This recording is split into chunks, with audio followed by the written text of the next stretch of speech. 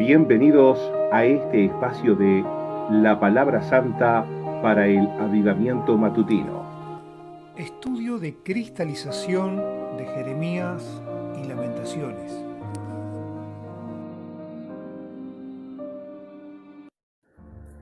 Semana 7, día 4, alimento matutino. Lamentaciones 3, 22 y 23 dice: Por la benevolencia amorosa de Jehová no hemos sido consumidos, pues no fallan sus compasiones. Nuevas son cada mañana, grande es tu fidelidad. Romanos 9:15 dice: Pues a Moisés dice: Tendré misericordia del que yo tenga misericordia, y me compadeceré del que yo me compadezca. En 1 Corintios 1:9 se nos dice: Fiel es Dios, por el cual fuisteis llamado a la comunión de su Hijo Jesucristo nuestro Señor. Lo dicho aquí es continuación de lo dicho en 1 Corintios 1:8, lo cual fortalece tal pensamiento con la certeza de la fidelidad de Dios. Dios y su fidelidad confirmará a los creyentes hasta el fin para que sean irreprensibles en el día del regreso del Señor. En su fidelidad Él nos llamó a la comunión de su Hijo y a la participación de su Hijo, y Él nos guardará en esta participación y disfrute de su fidelidad. Su fidelidad es para nosotros la garantía de este disfrute. También en 1 Juan 1:9 se revela la fidelidad de Dios. Si confesamos nuestros pecados, Él es fiel y justo para perdonarnos nuestros pecados y limpiarnos de toda injusticia. Dios es fiel a su palabra, versículo 10, la palabra de la verdad en su evangelio en Efesios 1:13, lo cual nos dice que Él perdonará nuestros pecados a causa de Cristo, Hechos 10:43. Si confesamos nuestros pecados, Él, conforme a su palabra, nos perdona debido a que Él tiene que ser fiel en relación con su palabra. Lectura para hoy. En 1 Tesalonicenses 5, 23 y 24, vemos que el Dios fiel, quien nos llamó también, nos santificará por completo y guardará todo nuestro ser perfecto. Estas son las palabras con las que Pablo asegura a los creyentes respecto a la fidelidad de Dios. Ciertamente, esta fidelidad divina es un dulce atributo de Dios. Romanos 9:15 menciona tanto la misericordia de Dios como su compasión. A Moisés dice: Tendré misericordia del que yo tenga misericordia, y me compadeceré del que yo me compadezca.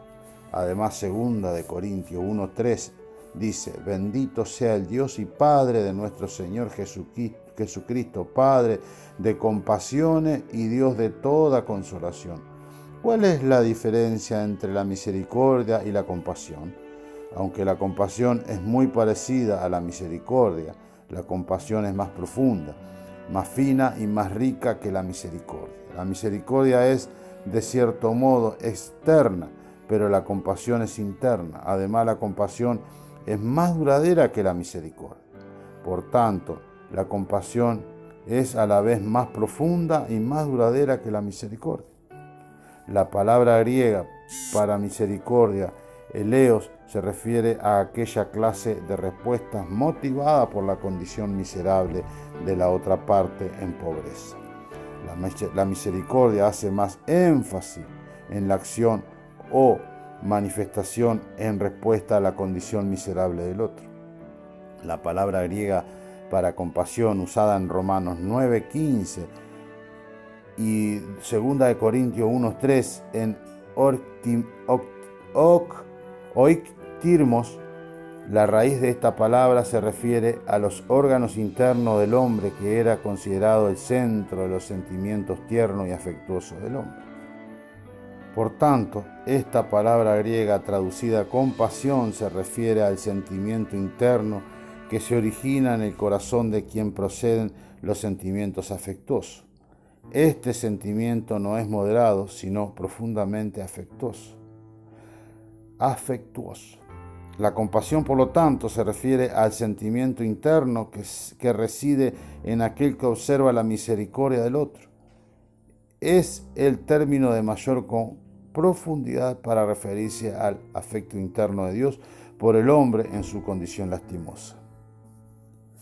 Teniendo en mente estas definiciones, podemos considerar nuevamente Romanos 9:15 a fin de hacer el debido contraste, traduciendo el versículo de este modo: mostraré mis bondadosas acciones de misericordia en aquellos a quienes le mostraré mis bondadosas acciones de misericordia, y tendré el sentimiento más profundo de compasión con respecto a aquellos por quienes tengan el más profundo sentimiento de compasión.